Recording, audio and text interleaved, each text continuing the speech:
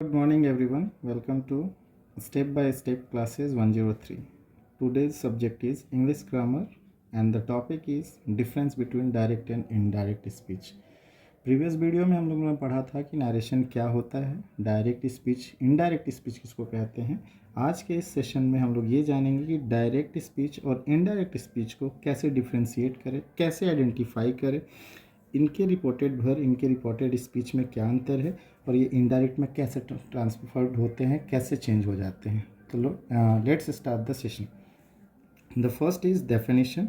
The definition of direct speech is when a speaker speaks exactly same that had been spoken। कहता है कि जब एक बोलने वाला किसी के कथनों को वैसा ही हूबहू दोहराता है या वैसा ही बोलता है तो उसको डायरेक्ट स्पीच में कहा जाएगा। But in the indirect speech when a speaker, जब एक कहने वाला किसी के कथनों को स्पीक्स नॉट एग्जैक्टली सेम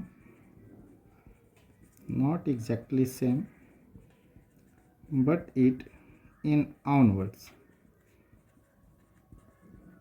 उसके शब्दों को हूबहू ना कह के उसे अपने शब्दों में कहता है तो वो इनडायरेक्ट स्पीच कहलाएगा। आइडेंटिटी क्या है, पहचानते कैसे हैं कि डायरेक्ट स्पीच का ये सेंटेंस है और इनडायरेक्ट स्पीच का ये सेंटेंस है। तो indirect speech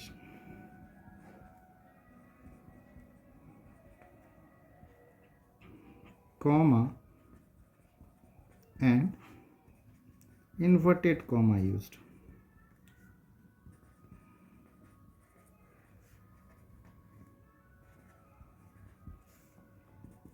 But in indirect speech,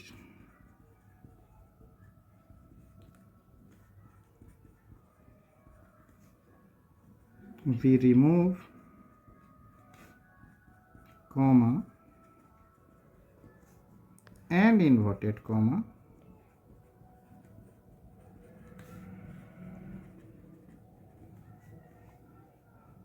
according to tense, and for comma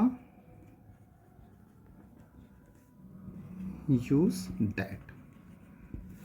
direct speech में जो इसके रिपोर्टेड वर्ब होते हैं वो कॉमा से पहले होते हैं और उसके डायरेक्ट स्पीच जो होते हैं इन्वर्टेड कॉमा के अंदर होते हैं। बट इनडायरेक्ट स्पीच में कॉमा को हटा दिया जाता है और हटाने के बाद उसके लिए हम लोग डैट का इस्तेमाल करते हैं। और इन्वर्टेड स्पीच में जो भी रिपोर्टेड स्पीच होते हैं उनको उसके टेंस के अनुसार बदला जाता है। आइए रिपोर्टेड वर्ब और स्पीच को समझते हैं। Suppose anyone is giving an example, he said to me, वो मुझसे कहता था कि आई एम योर नेबर, मुझसे कहता था कि मैं आपका पड़ोसी हूँ। तो before comma, here is a sentence and this sentence the part said is reported verb, and in this sentence which is inside the inverted comma that is called reported speech। and reported speech की अगर verb की बात करें that means aim is reported verb of reported speech। But in indirect speech, he told me that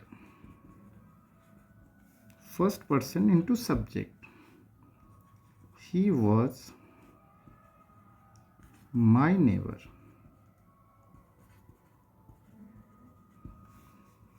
indirect speech में आप देखिए इसी शब्द को एक वक्ता ने अपने शब्दों में कहा है कि वह मुझसे कहता था कि वह मेरा पड़ोसी था।